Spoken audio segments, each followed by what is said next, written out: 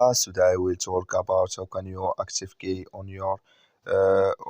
your MobiOffice app. We'll go to figure out this solution or know how you can do that on your app. So you just follow this ways, then it's going to work with you.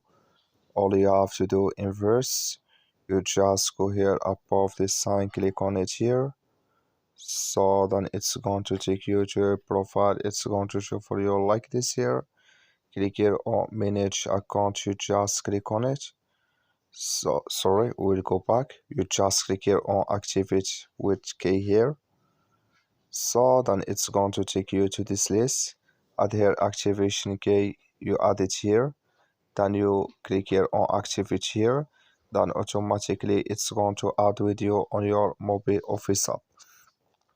So that's all you have to do. Thank you for your watching. Don't forget to support us by liking, subscribe. Thank you for your watching.